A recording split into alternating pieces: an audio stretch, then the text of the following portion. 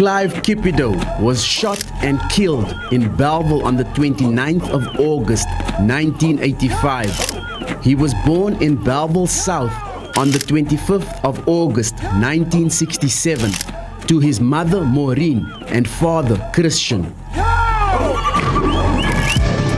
Clive was shot dead by Sergeant Kluter, a member of the Apartheid police in Bellville, in the widespread protest and police shootings that followed the Paulsmoor March held the previous day.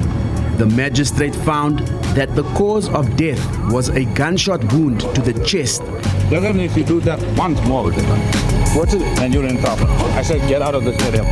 And that no one could be held responsible. Clive's funeral was held at the VGK Church in Bellville South.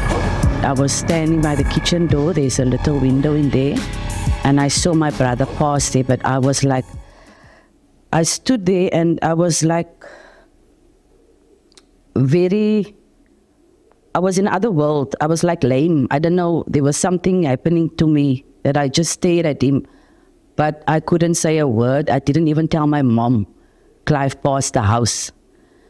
And I don't know what happened after that, but then I remember two shots went off.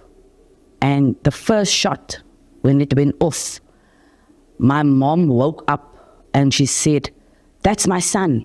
That's my son that they're now shooting." And my dad and myself looked at each other and said, "But Mom, how can you say that?" Ek sê vir julle, dis my kind. I want to ask you, please, why didn't you just go a little bit back? Because you were drawing people together and now the present moment, you don't lie.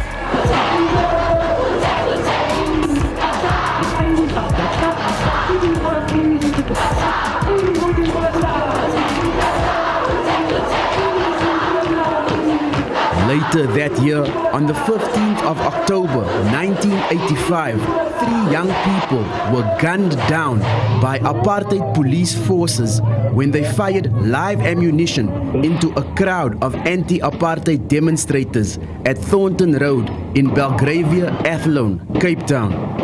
It was just before 5 p.m. on that fateful October afternoon, at the height of the state of emergency. Students and young people were demonstrating against the apartheid government. A railway truck carrying members of the police and defense forces, hidden behind crates, drove into Thornton Road. They performed a reconnaissance exercise and returned, firing live ammunition without warning when protesters began hurling stones at the truck.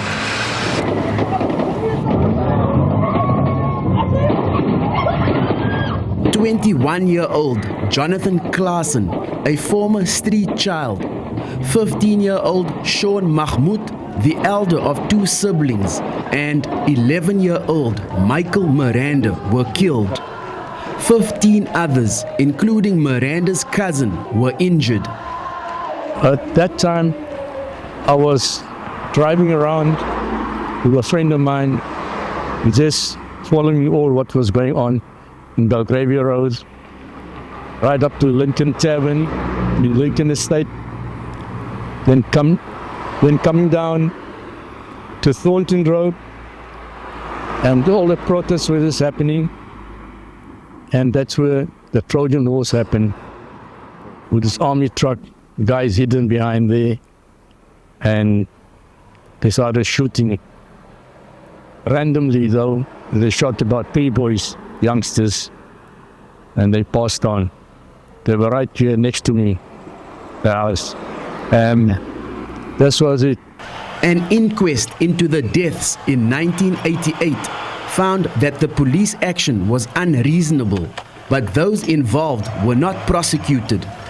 A private prosecution launched by the families was unsuccessful the following year, and until today, none of the members of the task force that killed Claassen, Mahmoud, and Miranda were ever brought to book. Various student organizations played a key role in the student protests against apartheid. One of them was the Athlone Student Action Committee, or ASAC. Primesh Lalu was the SRC president of Belgravia High School in 1985 and a founding member of ASAC. I've been thinking through this problem that it was the remainder or the aftermath of the Trojan Horse Massacre. I've spent the better part of my academic life trying to figure out what the best narrative strategy was to tackle the events of that fateful day in 1985. Partly because I felt deeply responsible for what had happened. I was a student activist in that area, part of the Athlone Student Action Committee, and had spent several years working with the parents of the young people who died there, Sean Mahmoud, Jonathan Claassen and Michael Miranda. Apartheid police used brutal force with deadly means to kill protesting students. The site of the Trojan Horse Massacre in Thornton Road, Athlone, Cape Town, has been declared a provincial heritage site. Corbin August, SABC News, Cape Town.